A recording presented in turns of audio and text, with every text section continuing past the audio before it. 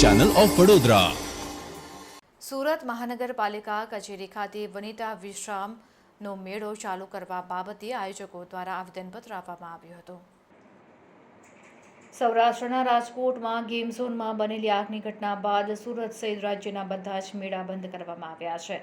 જે મેળામાંથી સુરત વનિતા વિશ્રામનો મેળો ચાલુ કરવા માટે સુરત મહાનગરપાલિકા કમિશનરને આવેદનપત્ર મેળાના આયોજકો અને મેળાના કામ કરતા કર્મચારીઓ દ્વારા આપવામાં આવ્યું હતું।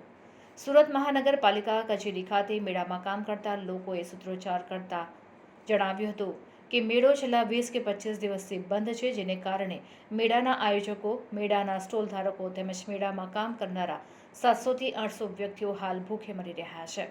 તેઓનું ગુજરાન કરવાનું પણ હવે મુશ્કેલ બની ગયું છે।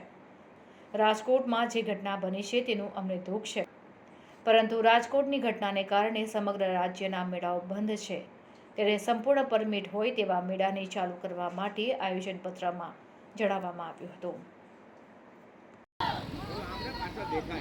માયાબેન કઈ જગ્યા શું રજૂઆત લઈને આવ્યા છે? સર, અમારો એક જ માંગણી છે કે મેળો ચાલુ કરો, કેમ કે 15-20 દિવસથી મેળો બંધ છે।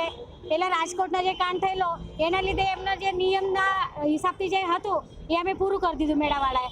પછી સેઠા લોકો પાસે અમે બાર જઈએ, મેળો ચાલુ કરો સર, મેળો ચાલુ કરો, પણ આ લોકોની બી કંઈ મજબૂરી છે કે અહીંયા દોડાવે, ત્યાં દોડાવે, પરમિશનનું પ્રોબ્લેમ એ બધું, અને આ બધું ક્લિયર કર્યા પછી પણ અમારો મેળો ચાલુ નથી થતો।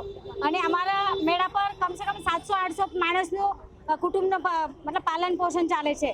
બધા ભૂખા મરે છે, 20 દિવસથી કામ ધંધો નથી, ખાવાના વાંધા પડે છે। એટલે સરકારને વિનંતી છે કે મેળો ચાલુ કરી આપો, બસ।